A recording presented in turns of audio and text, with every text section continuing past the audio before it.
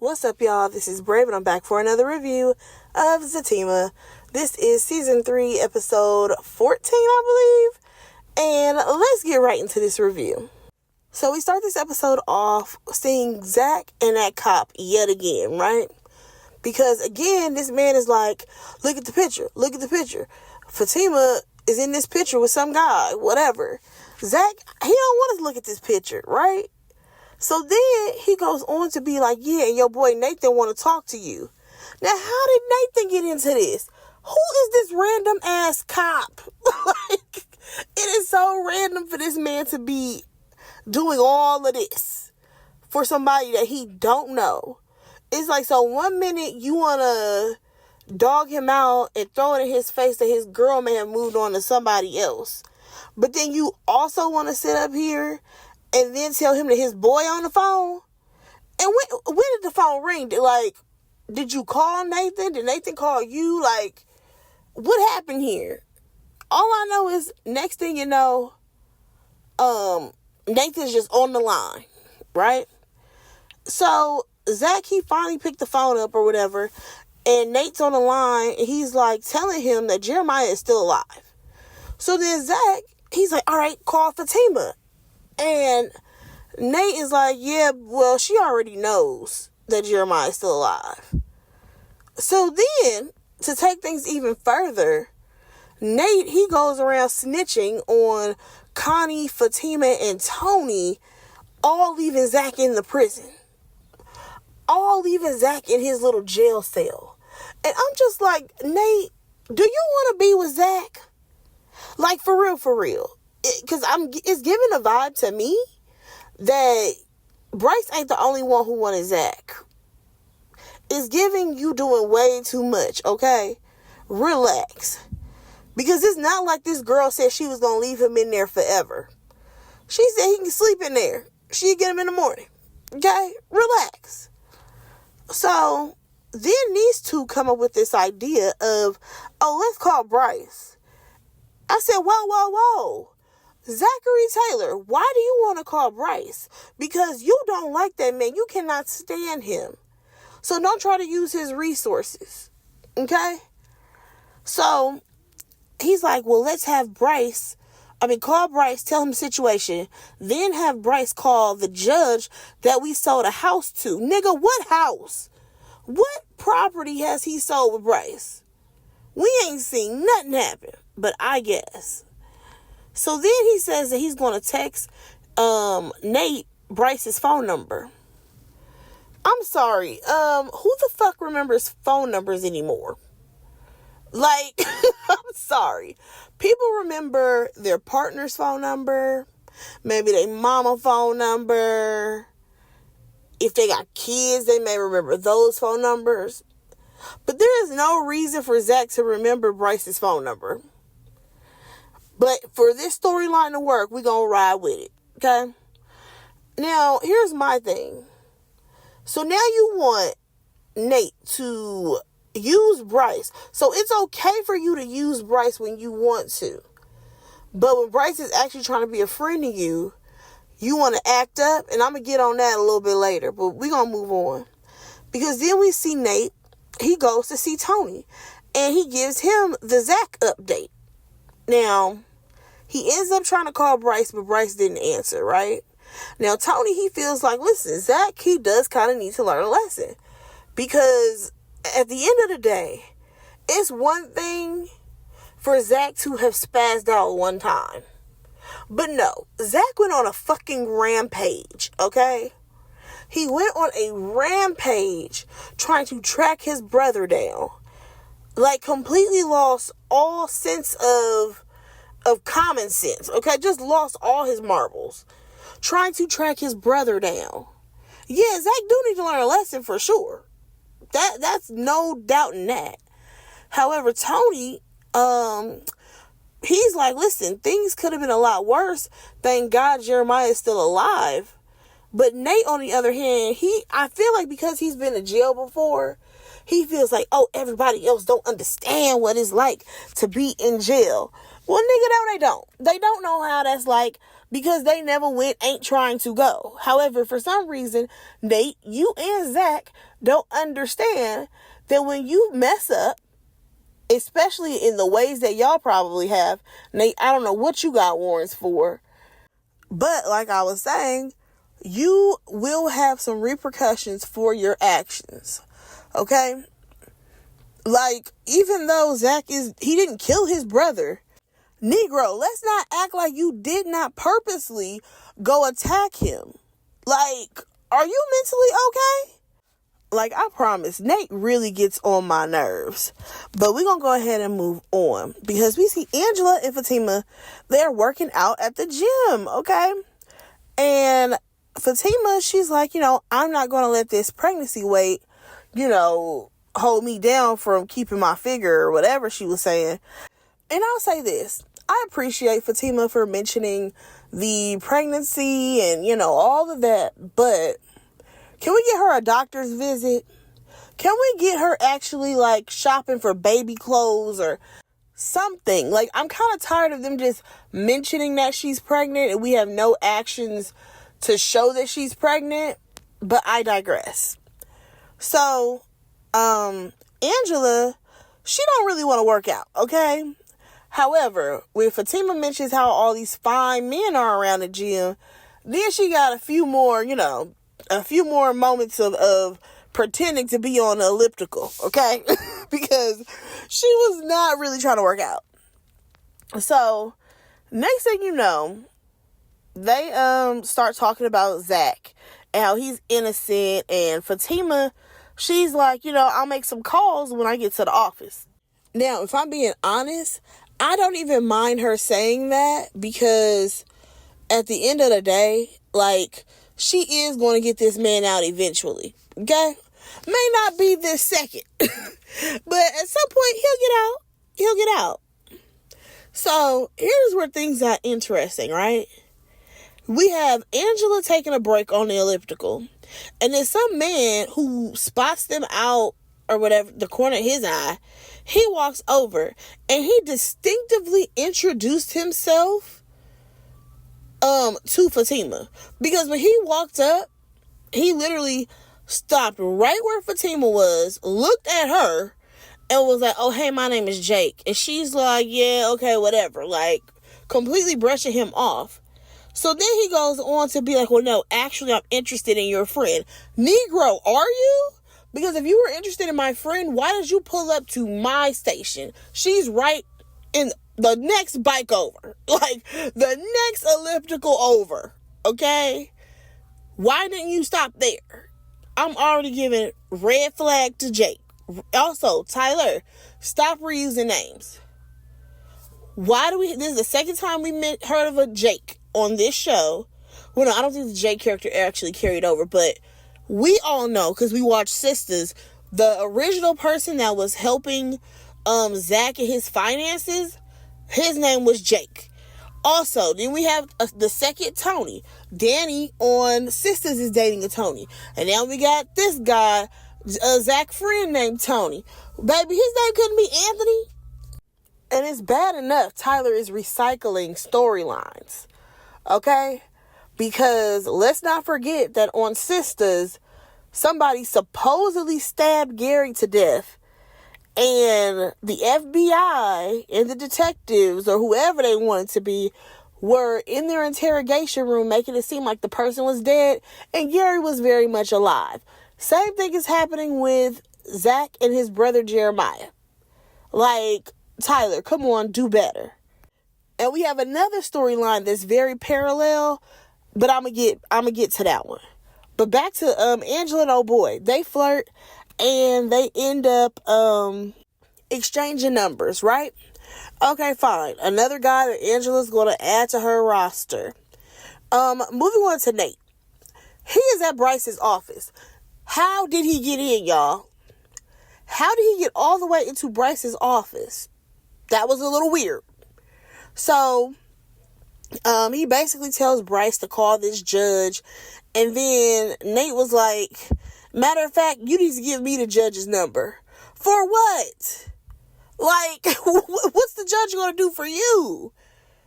So, moving on from that, Fatima, she's in the gym's locker room, right? And she runs into this woman who's basically an old friend of hers named Leslie. Now, Leslie, she suggested they catch up. And we learned that, she has a man. His name is Malachi. Clearly, her and this Malachi, they have been together for a long time.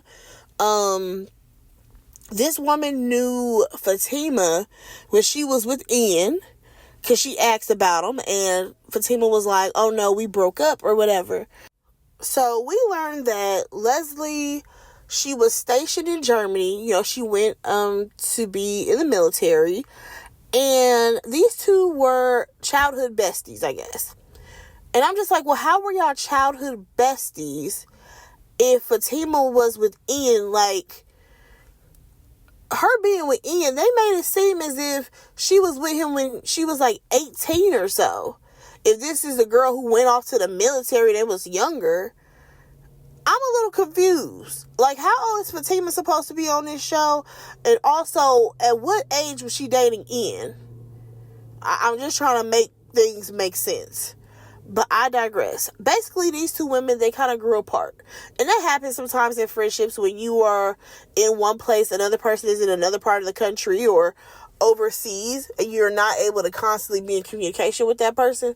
You do kind of lose contact. So Angela is introduced to this girl, but of course Angela is making it clear that I'm Fatima's bestie right now, so you need to go ahead and take 2 steps back. And I was just a little confused because these two did not exchange phone numbers. So I'm just like, so how y'all gonna plan to get together? There was no phone number exchange, follow me on social media, no nothing. I'm like, how did y'all drop the ball there? But I digress. So we see Bryce. Now, he done called the judge. Now, the judge is pissed off because you're calling me about some bullshit. Like, when in the grand scheme of things, you're calling me for some bullshit because even if the brother ain't dead, Negro, you still assaulted him. Okay? But nonetheless, Zach, he ends up calling Nate, and, Bryce is there on the line. And, he's asking stupid ass questions like, how you holding up, buddy? And Zach ends up spazzing on him. Here's my problem. Zach, I don't give a fuck how stupid Bryce's questions are. If that nigga is the gateway for you to get out of jail, why are you spazzing on him? Because honestly, I am so ready for Bryce to tell Zach, fuck you, and walk off. Because the way he has dogged Bryce every chance that he gets, I'm over it. I mean, I'm absolutely over Bryce's character. Don't get me wrong. I cannot stand Bryce. But the way Zach treats him, when you asking him to do you a favor, Negro, ain't no way. Ain't no way. So, Bryce ends up telling him, like, the judge is looking into it. Trying to, help you out. And Zach is like, well, when? When he gets time. Zach, you do realize that you are on the bottom of the priority list on whoever that judge is, whatever he got going on, is far more important than helping you get out of jail. Like, are you okay? This is not a judge that you know personally and y'all kicking it. No, you may have sold this person some property, but you don't know that judge like that, and that judge don't owe you anything. Like, the entitlement that Zach has, it is so mind-boggling to me. Like, I am so confused. We have seen time after time Zach get his way in things that he absolutely should not have gotten his way in. Or at least he's expecting to always get his way. For example, when he came into a bunch of money, okay, this man acted like everybody else was the scum of the fucking earth. And whatever he needed to have done, people needed to jump through hoops and do it for him. Just because he had money now. When it came to him getting little Michael, which honestly, where the hell is little Michael when it comes to this damn show? Because we done seen Zach do 50 million things, run around the fucking city trying to chase down his goddamn brother. And guess who ain't there? Little Michael. Who the fuck is watching little Michael? However, if you hop on over to Sisters, he the greatest daddy of the fucking world because his child said nugget. I am confused because that man made sure that Heather did not end up with her child. Not that they could, possibly work together on raising that kid. He just took him because he was entitled because I'm the father. So here we go. You are now in jail because you beat your brother's ass, and now you are again entitled that somebody needs to fucking help you get out of jail and on your terms and not when they actually get the chance to do it. That is crazy to me. But you know what? We just gonna go ahead and let this play out. So, what happened after that? Bryce, he ends up trying to tell him, like, listen, there still might be these assault charges that you got. And you know what? Zach don't even want to hear about it, okay? He just wants to get out right now. And again, Bryce is telling him, like, that this may actually slow up your process of getting out of jail so quickly or whatever. So next thing you know, he's just like, no, we just got to figure out, getting bail money, and y'all make sure not to tell Fatima. All right, fine. We jump back over to Fatima. Angela comes by to check on her, and Fatima is like, oh, I did call somebody, but I'm just waiting on them to call me back about Zach.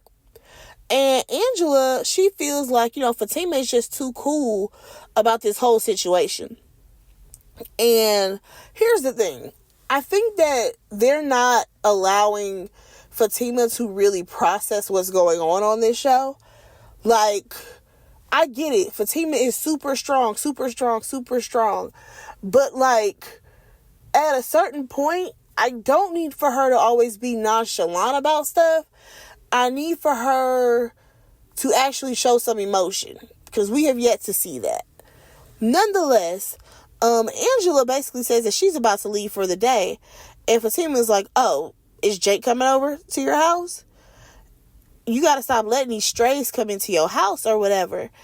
And I said, stop letting the strays come in? Where have I heard that? Oh, right. Here comes that other parallel that I was talking about. Daniela King. Oh, Daniela King. Did we not just go through, what was that, season, 6, 5, 6, somewhere in there?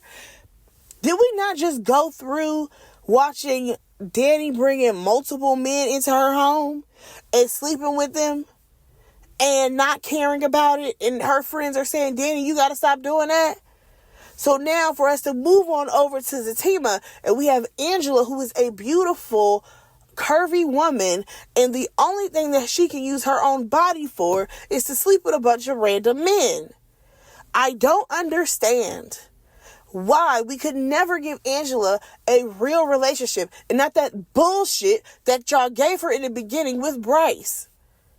Like, I don't understand. It's not making any sense to me. Why are we reusing this goddamn storyline? Like, I don't understand. I feel like there's a lot of other things that Angela could be doing. Like, I would rather, plot twist, have her date a woman. Like, I don't know. But it does not have to be the same thing that we have seen with Danny. It does not have to be that. Moving on. What's her name? Angela, she feels like, you know what? Don't judge me, okay? Because what you're doing right now, Fatima, is judging. So, Fatima, she basically tells her, you know what? Just call me when he leaves, okay? So then we jump on over back to Nate and Bryce, and they're waiting for Zach to get out. I said, now hold the hell up. How is Nate even in this room? If you are going to be waiting for somebody to get out of jail, don't you have to go through some type of processing or something? Like, they're in the building. It's not like Love After Lockup when they waiting outside. They are in the building waiting to bail Zach out or whatever. Nigga, don't you got warrants? Shouldn't they be taking you to the back? How are you sitting right here? Nonetheless, Zach ends up coming out.